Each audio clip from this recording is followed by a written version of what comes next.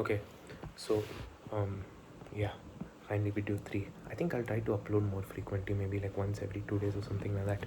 But okay, now I think I'm in a comfortable position and I can talk. Fuck, talk to you head on. Anyways, today is a little bit different because I want to pitch to you a new idea of viewing at the world. Because over the past 2 weeks, hey, I mean, over the past 2 months at least being in India, I have seen the world coming to an end at least twice. And fuck, I mean, processing this is just stupid. Like, you cannot expect me to imagine the fact that there might be a nuclear radiation in Kirana Hills due to India hitting missiles, a country building a nuclear reactor allegedly 40 feet deep down for peaceful purposes. So, Iran, whatever excuse you're saying that yes, we are building it for peace and then building it like 40 feet down in the earth, fortified with like reinforced concrete, I mean, the logic just doesn't add up. But that all aside, I mean, look, in all honesty, me and you both are gonna die. It's just a matter of when. And if we look at least the world leaders around us, it is pretty fucking clear that you and I both are expendable. Like, I can die tomorrow, you can die tomorrow, and all that's going to happen is that we are going to mourn you for like a week, and then after that, no one's going to remember you. Now, just look at the Air India crash. Just look at the Bangalore stampede. Like, hey, that was just the Bangalore stampede was fucking 3 weeks ago, and it's already done and gone.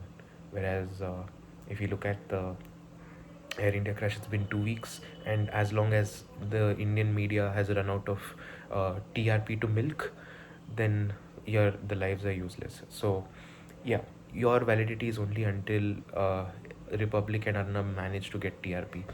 But okay, I think I might get sued for that. But yeah, going back to at least what the core of the video is that how do you process this as someone who is of absolutely no importance? Now, I know that hurts, but that is a truth that we need to come to accept.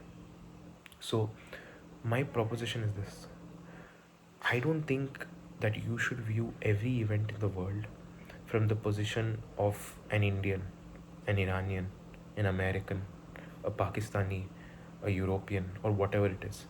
The idea of a nation state or viewing yourself as a part of a union of states is something that I feel is, of course, relevant only in certain occasions. But for someone who needs to make sense of daily life, viewing it as something that is far, far more simpler, far more primal, and far more basic.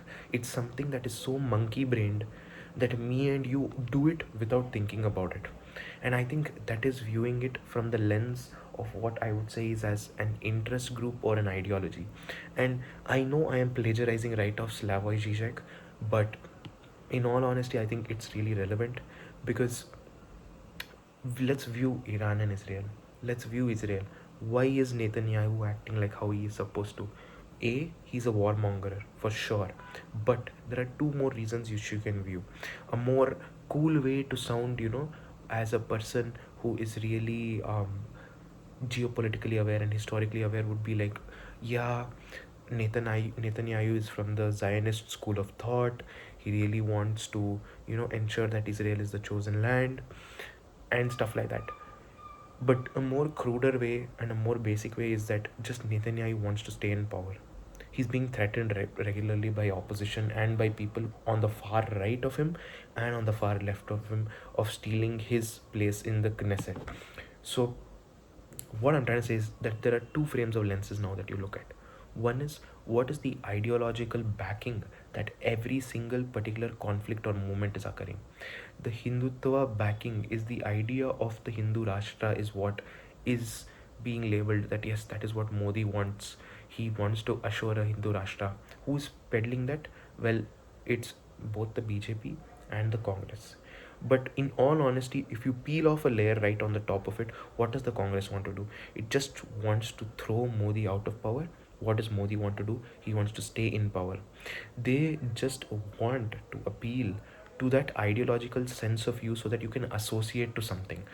they would want you to associate to Zionism. They would want you to associate to is that what is that, the ideology that whatever terrorists follow. They would want you to associate with the label of a Hindu Rashtra, either to maintain power or to depose someone else of that power itself. Understand that they are not appealing, anybody, any strong political actor is not appealing to your rational sense. What he's really appealing to is to try and touch into your emotional and primal sense, which can only be facilitated by an ideology, by associating your emotions to something that is far more ideologically superior. Look at Nazism, look at fascism, look at anything under the sun. Look at Trump. The MAGA movement is the best example, I would say. Because if I tell you Hindutva, if I tell you the terrorism ideology, if I tell you anything under the sun, you would be like, Divit, that is just religion. And what that does is sort of reduces the layer of analysis that you can undertake to just the bedrock that is religion. And that is why I think Trump is such a gift, because we can examine this ideology even more deeper, which is that if you look at Trump, the idea of MAGA, make America great again, is essentially an attempt of Trump tying himself to the idea of America. The idea that American greatness can be only achieved with Trump in office. That is what he has instilled in his supporters, and that is what he's trying to instill in the globe itself. He's trying to cement himself with America. He's trying to remain in power by associating himself with that. The appeal of American greatness allows Trump an inroad into your mind, and that is what they want, really. So don't view it as something reductionist by labeling it as a religion. You need to understand that those who are perpetrating or proposing religious supremacy, ideological supremacy, are all doing it not for a greater ideal, but to cement their own positions. Because in the end, remember, they are just people too. You are an individual as well. The only difference between you and them is that the amount of information that they have access to is far much higher than yours. How that is facilitated is way different. But just understand that the people who you elect, the people who spew hate or whatever it is, are spewing it behind a certain idea, and you need to crack that through.